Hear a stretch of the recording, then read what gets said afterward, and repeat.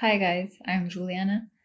Long time no see, but today I come with a review. To be truthful, I don't know to which month. I could have seen this before, but I suppose it doesn't really matter. But I'm coming here to talk about Gone, A Girl, a Violin, a Life Unstrung by Min Kym. So, an autobiography. This was supposed to be a book for my 12 books for 2024, and I'm now going to talk about a bit this autobiography. So, to begin with, I didn't know who Min Kim was.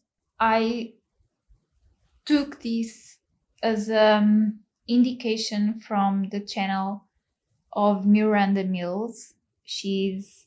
And one day I saw her talk about this book in particular, and I'm supposing that Miranda was a fan of hers or is a fan of hers. And I don't really remember what she told about the story or about this book in particular, but for some reason I became curious, and so I got it. So here it is. So Min Kim, as you can, if you don't know her as like I didn't, is funny. Is funny and curious because there isn't so much information about her in the internet. At least I tried to research, and even photos and of her. I have here some because they are part of the book, but I don't know if I'm researching wrong or something. But if you have, some uh, websites or I don't know, some YouTube videos that you think I should see, I tried, I swear, but I didn't find so many things about Min Kim. So as I was saying, she was a violinist, and she was born in South Korea. Then their parents, and she had a sister. She has a sister, an older sister, and her parents and them immigrated to the United Kingdom. There, because her father was an engineer, if I'm not mistaken. Her mother took their children, so their daughters, uh, to to a music school where her sister began to play the piano, and Min, she was, intrigued by the way that her sister was studying music and was very curious as well. But at the time that her mother took them to the school, the parents didn't have the means to have the two daughters at the same time uh, learning music. So Min had to wait 1 year to 2 years to begin to also learn music. And at the time, the teachers there in that said school possibilitated that Min could experiment playing with various instruments, and she listened to a little girl playing the violin, and she fell in love. And when it came the time to choose an instrument, she chose the violin. Something that I found, so one thing at a time. I had to control myself to not jump from, I want to do one thing at a time. Okay, so she began to play the violin when she was like 4 years old, I think. She was really, really young.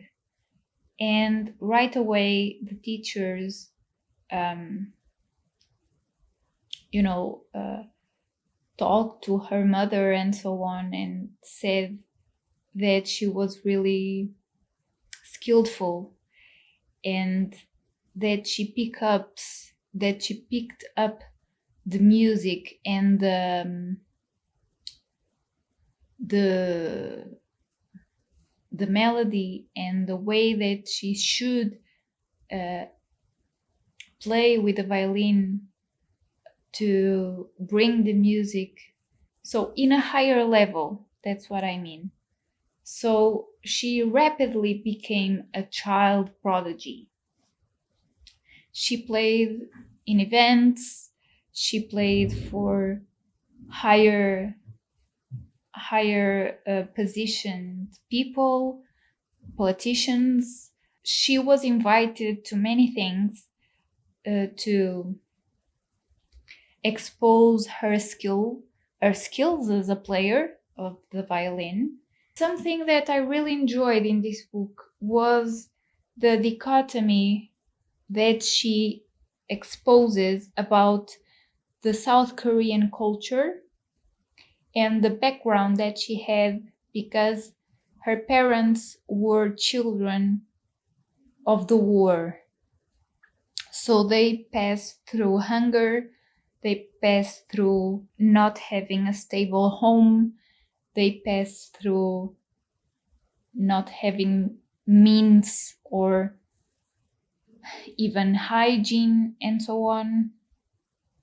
So they passed through a lot, and her grandparents as well. And something that she talks about is the parallel lives that she lived when they were in the United Kingdom. So she had a behavioral etiquette. I think I'm saying it right. In her home with her parents. Like, for instance, an example that she gives.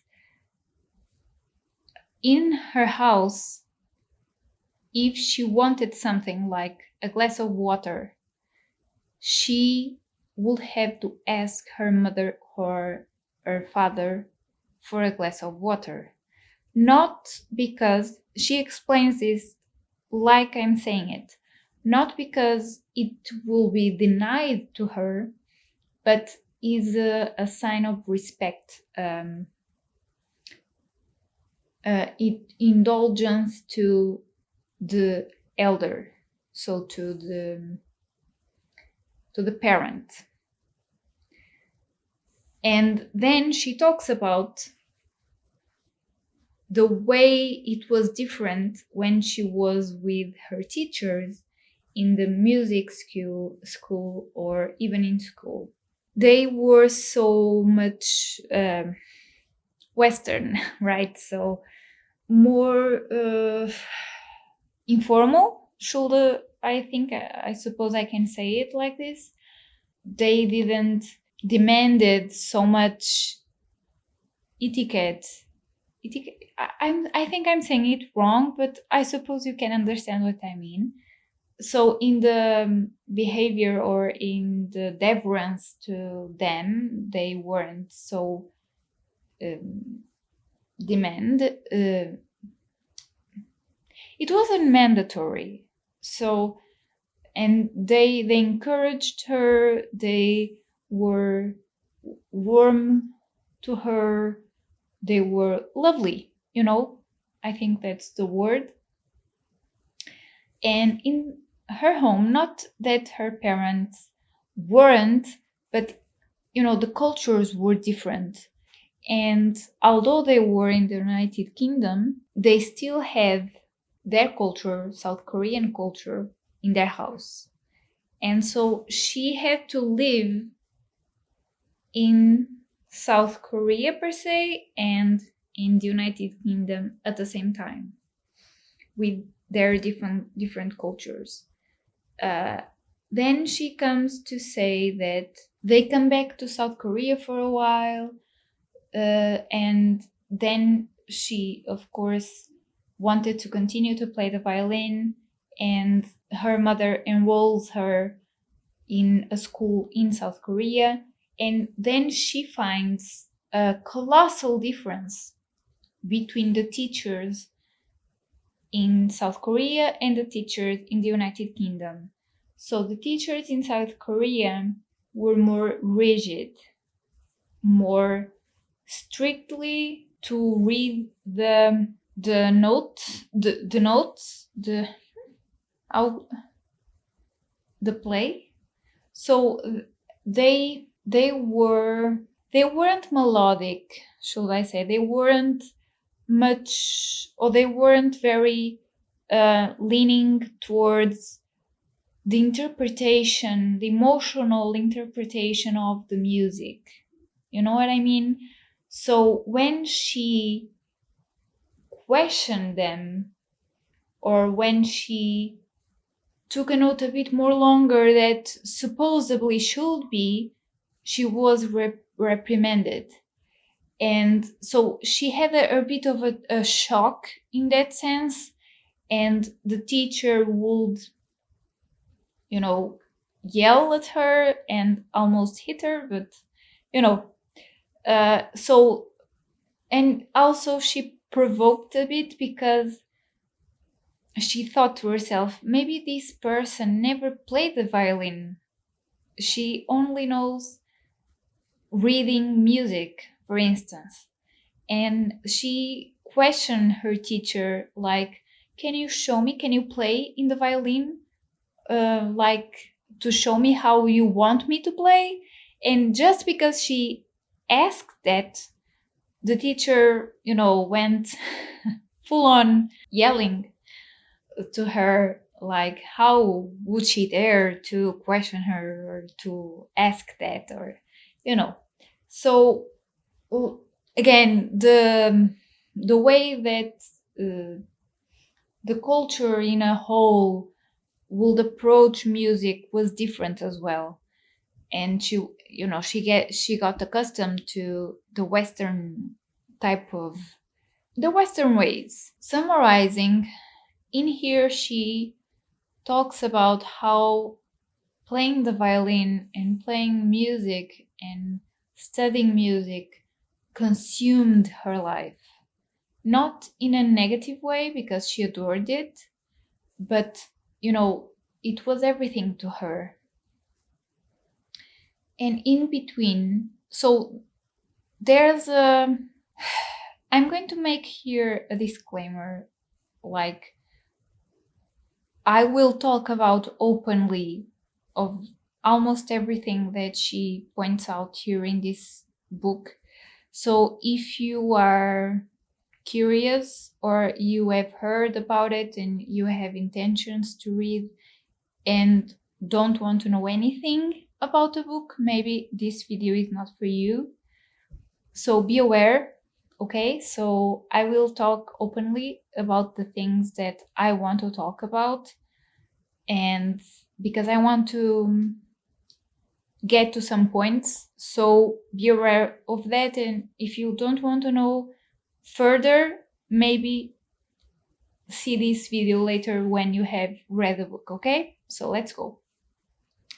The main point, or the main twist in her life, comes when she gets the opportunity to have a Stradivarius, a violin Stradivarius from the 1600s. Yes, 1696 Stradivarius. And she gets these Stradivarius when she was like 21 to 22 years old. And she gets 10 years with these Stradivarius. So it was funny because before I read this book, I was very skeptical about the Stradivarius and other brands, should I call it, like this of violins that are very old, from very well-known makers of violins in the 1600s, 1700s, and so on. It's not Stradivarius is not the only main person that did violins and that was famous, and it still is famous. There are others that she mentions in here, but well, she acquired a Stradivarius, and she explains that, well, why I was skeptical, because some know, many years ago I read an article in a newspaper, in a magazine, or wherever, where it was explaining that was done an experience where professional musicians were blindfolded and they were exposed to listening without seeing, okay, listening to a Stradivarius violin and to a modern violin, a contemporary man-made violin. And they were to evaluate the sound quality of each of one of those. And what they conclude was that the contemporary man-made violin, so the more modern one, had a better sound than the Stradivarius. So I was always skeptical when people talk about, oh no, the better sound, the soul of the violin is to have a violin as a Stradivarius, or, I thought it was an excuse to have a violin that old and with a certain tag, So, but she explains here that supposedly around the 1600s to the 1800s, the Earth passed through an ice age, a mild ice age, and so the wood that came from the trees were more dense, apparently. So the wood was high quality. Well, she explains here that a Stradivarius could, without electrification, right, could reach a very big arena. So they were, or they are, potent in acoustics. So in the echo of the box. I don't know the terminology, so excuse me. But so because of the rich wood. So I guess that can be true. I'm not an expert. I never seen or heard a Stradivarius and a modern violin, and I'm not a music expert either, so I can't testify. even as an not an expert person, I can say if the sound of Stradivarius is different, or is better, or is not, of compared to a modern violin. I don't think that I ever heard a violin played live. I don't know if I'm not remembering right now, but I don't remember ever hearing the violin being played live. So here's to see my experience in the matter. None. So I won't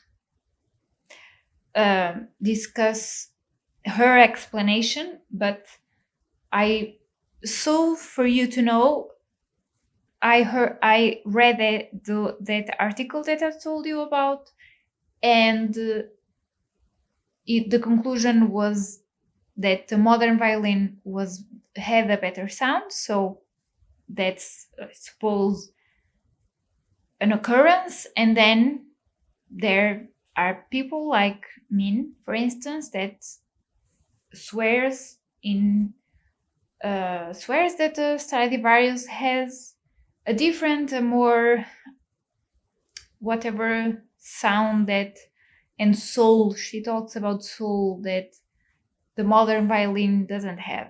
The point, the point is that in between she talks about also her personal life, not in a deep dive way. So, and I appreciated it, but at the same time, I think that, I don't know, I have mixed feelings because, in a way, I suppose that's the objective of autobiography. Although, as it is an autobiography, you can not manipulate in a negative way. Manipulate meaning you can say or not say what you want about your life, and she did that. But the times where she talked about, boyfriends, and he make me feel this, he make me feel that. So for what I gathered, or my feelings towards the relationships that she talks about in here, with men, they weren't really positive. And I'm going to say this, don't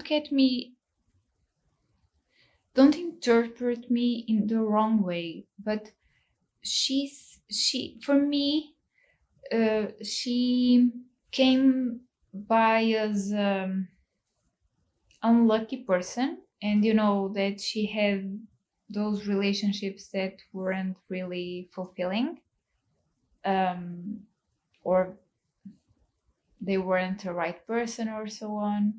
And she says that those guys were, at least, I think she talks about two. They were competing for her attention, split her from her violin in a way, because they want to control her, or they want her in a certain way and not so obsessed with the violin.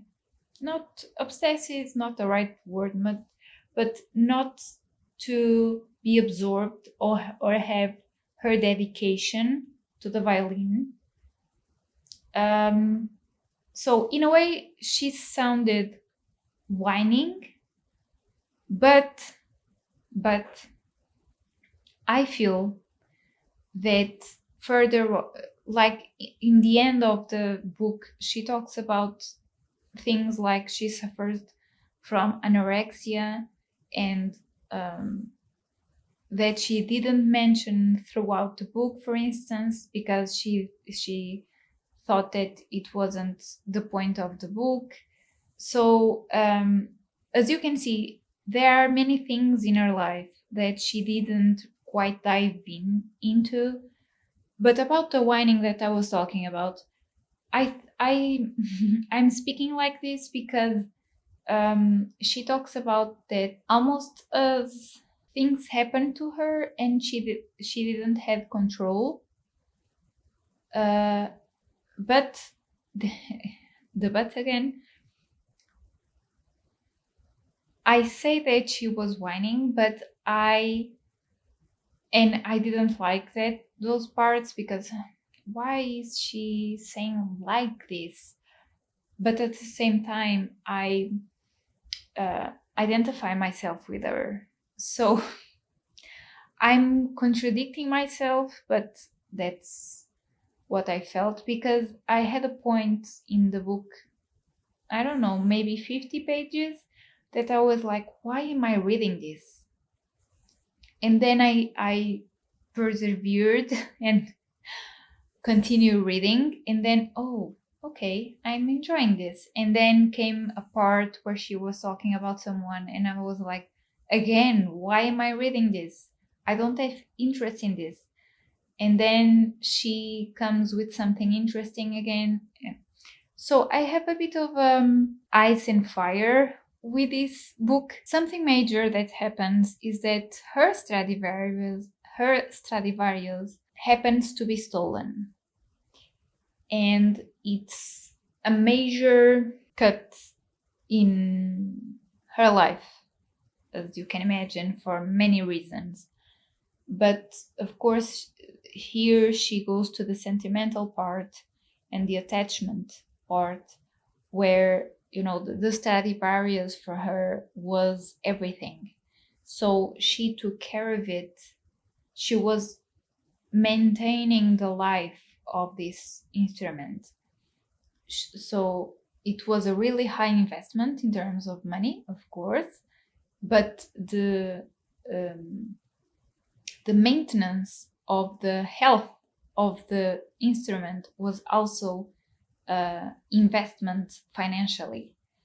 And she comes as a child prodigy, and then she goes to her 20s, where she goes to play in concertos and so on. And she was in the middle finished of playing her first CD at the time, so of classical music as a soloist of the violin. And she had a record deal with Sony Korea, South Korea. And everything was kind of going well. So she was at the time 32, I think. She was with her boyfriend. She was accompanying him to some place, and they were in the train station or the subway or somewhere. And so she had the Stradivarius always attached to her. She didn't want to part from it.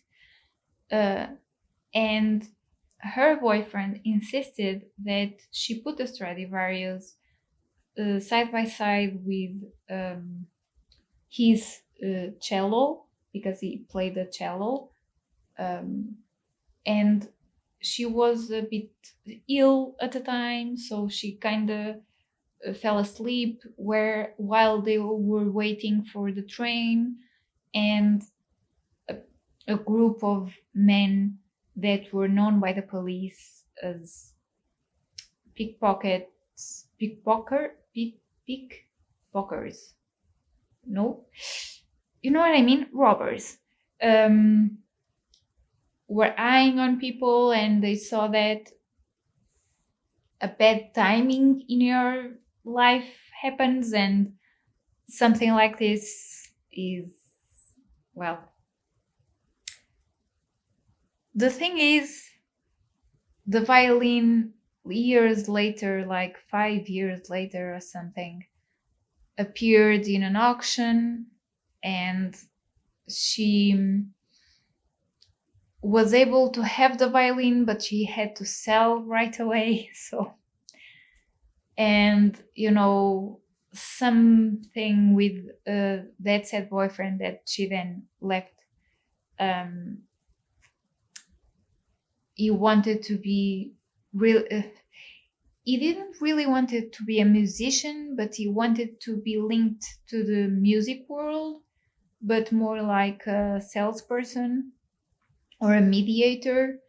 And so he was the link between, the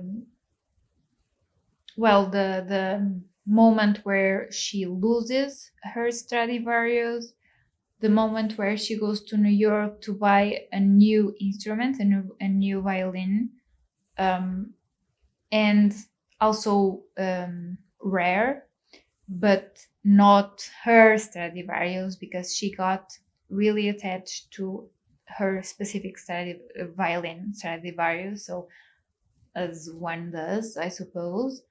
And then he became the intermediary, yes, to the acquire again of of her Stradivarius, but then she had to sell to the boss of her ex-boyfriend. if you want to really get to details about this specific moment, you have to read it. But my main point is that she talks about like, I think that my bittersweet feeling about this book was because she didn't dive in the parts where I thought that perhaps were more interesting, but I suppose also that, you know, it will be very intimate, or too much intimate and too much exposure of her life and how she felt, what she went through, as I was talking about the anorexia and so on, because she mentions it and she says it wasn't, so many things were uh, put aside of what she mentions in the book. So it was a choice, and of course she has all the control, and rightfully so. But I'm thinking that for me to enjoy it more, maybe I would need to have more context of what was going on in her life, to have a bit of a more what was happening inside her head, for to her have those certain behaviors or those certain decisions at said point in time during her career and even in her personal life. So, because she mentions briefly that she was called fat when she was a child, and that got into her, and something like, you don't want to be a child prodigy that is fat, right? Something like that. So, and here we are talking about the 80s. She's now maybe 46, 40 something years old.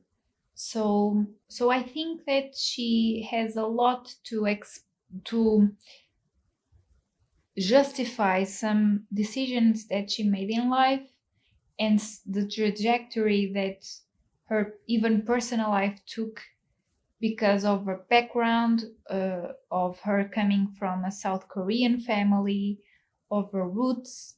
She even has a commentary about one of her boyfriends, like, oh, he had a role of ex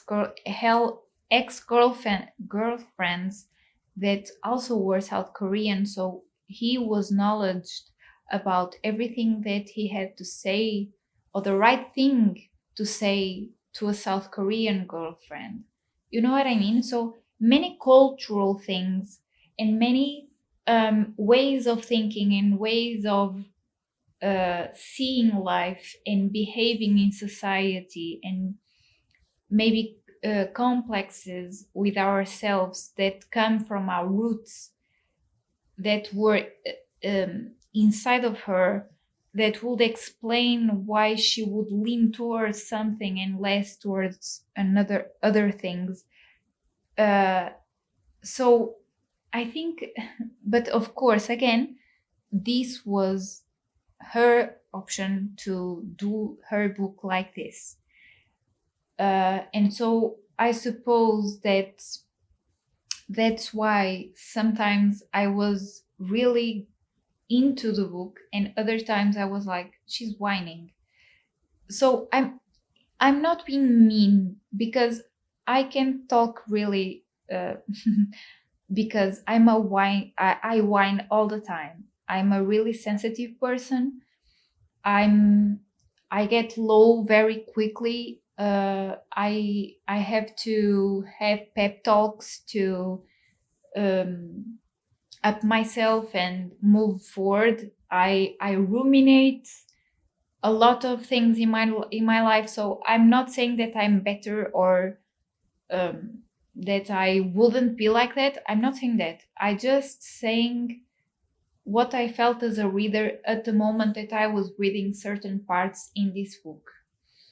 But I don't think that it's bad per se. I think it was a choice of how she constructed, with the help of an author, she constructed her book and what she wanted to pass about her life to the who wants to read her book. So that apart,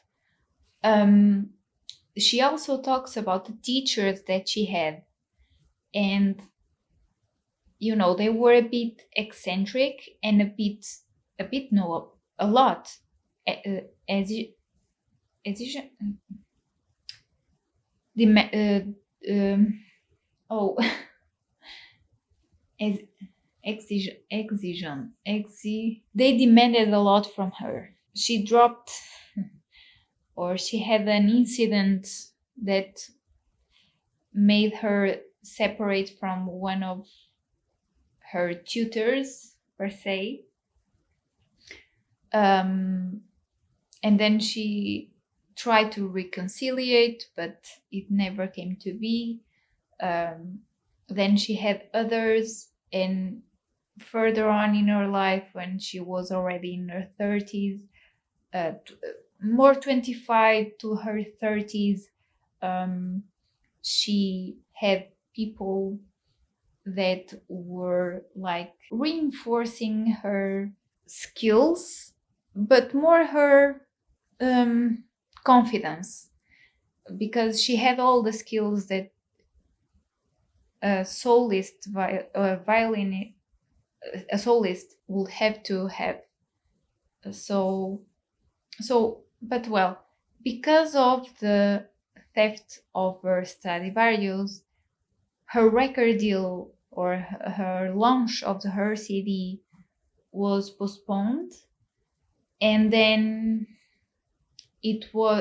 because as a Stradivarius never appeared in the period of 6 months, because she had concerts to do after the launch of her CD, and that never came to be. So many things got off because of that event.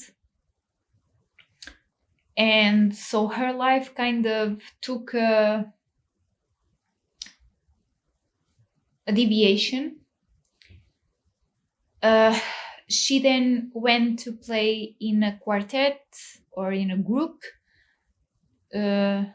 So she acquired a new violin, as I said before, and she had that said group, and she did concerts throughout the world in a group, not as a soloist. And she was kind of passing by, because she was like, I'm going to make this comparison. She also talks about this in her book, but it's like she lost a child. Not saying it's the same thing, but she explains it right here, and I think she explains it well, because and I can imagine what that sensation might be. If you are a musician, your instrument, if you have an attachment to a specific instrument, I can understand, because the sensibility you have to manipulate any instrument, but particularly a violin, is very specific. You have to train every day. You have to have the ins and outs of your instrument. So it's a very visual experience. My thoughts about it. So I understand that hole that she felt when her Stradivarius was robbed from her. So she kind of, went to a low phase, and her career plummeted. And then she ends the book, "My name is Min, I play the violin." So because she then, not that she abandoned her career as a musician, but she kind of make a tour about it because she ended her relationship with the group after a few years. Then, because of her Stradivarius coming to light again, so many things I suppose happen that she doesn't dwell in the book. But one thing that she talks about in here is the expectation that people have had from her. So her parents, her teachers, everyone. So she, from a young age, had in her shoulders, for instance, the maintenance in terms of monetary part of her family, for instance. Although her father was a provider and always was, although distant, she also talks about that she had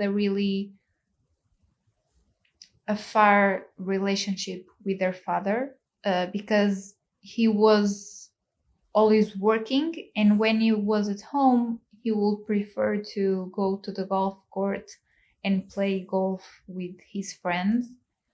And so he wasn't really, you know, at the standards we have now, as thinking as a parent should be, or the presence that a parent should have in a child life.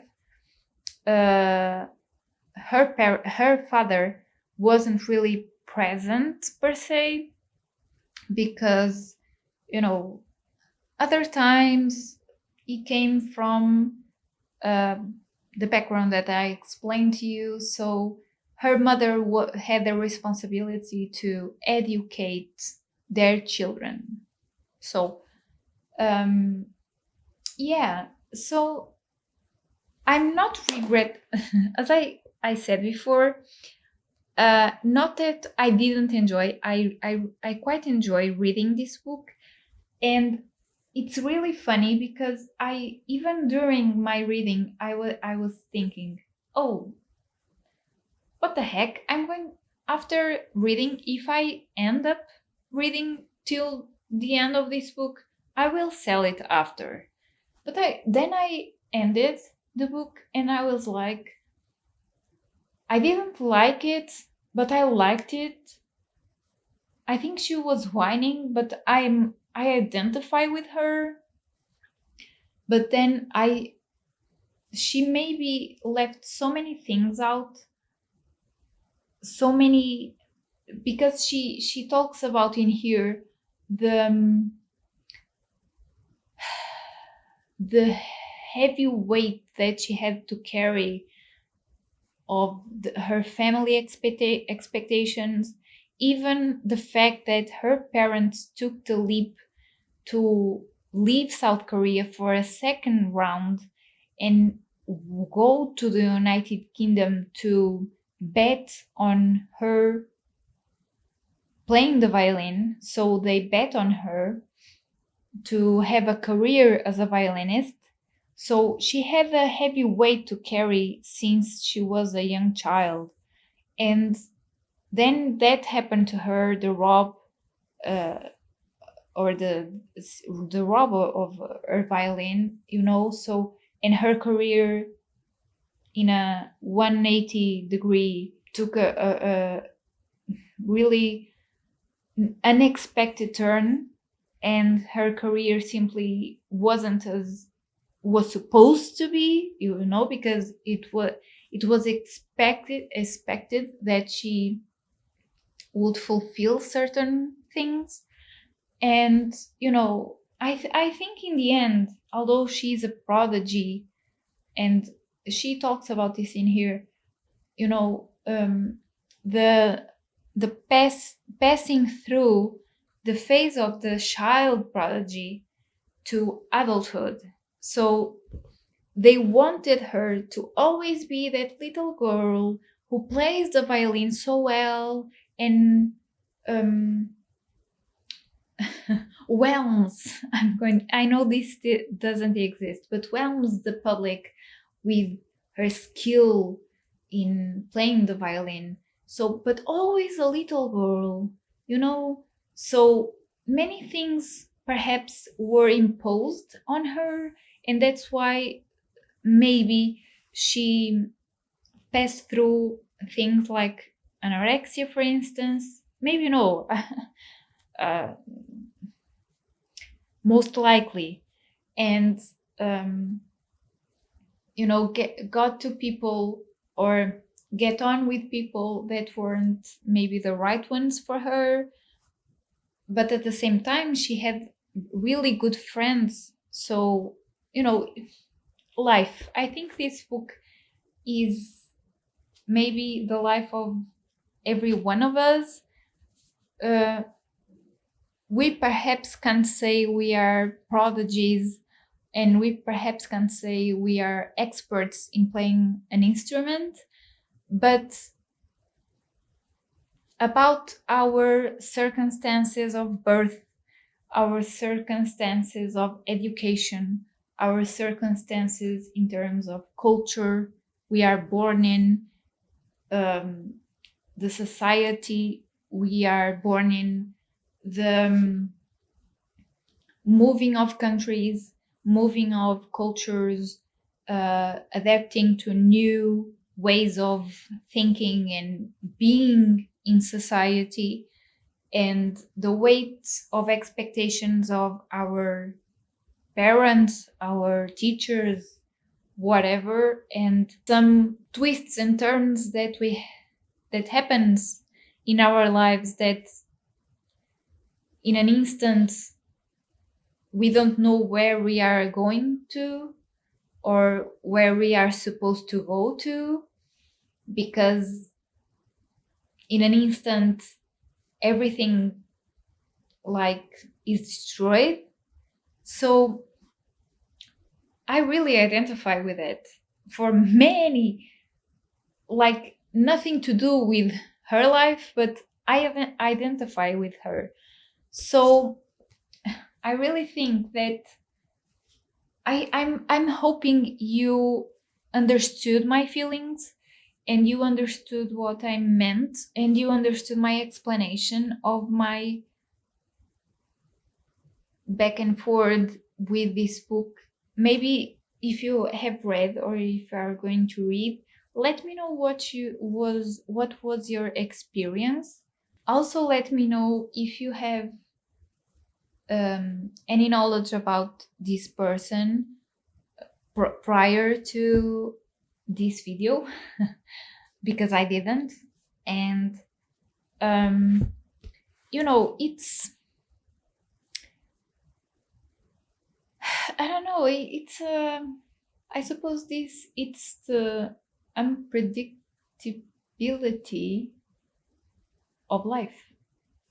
That's the conclusion that I uh, got to when I finished this book. So even if I have ups and downs, I think I explained myself why, and I think that Min Kym had her options to write this book, and I explained that as well. So what I wanted from this book, maybe she didn't want to give us, and I respect that. But yeah, you have to, if you feel like me, you have to extract in the betweens, you have to see her circumstances and maybe what she went through, not because she explains explicitly in this book, but where she mentions something here and there, you have to take with them, you have to make the work to think about maybe what she was going through, because she doesn't dwell on things. She goes bits here and there, and she mentions something here and there. Of course, she has control about what she wants to expose about her life, and it's what happens in this book. So, but in the end, I enjoyed it. I'm not going to sell it. I'm going to keep it because I think that someday I want to reread it for you to see. It was a high and down relationship with this book, but a really heartwarming one, because in the end I identify myself with her hardships, I think. So, yeah, but of course, as an ordinary person, not a prodigy or something. So, yeah. So, here are my thoughts. I hope you have enjoyed it. I hope to see you soon, but let's see how that goes. And let me know your thoughts. Let me know what you are reading at the moment. And I see you on the next one. Bye.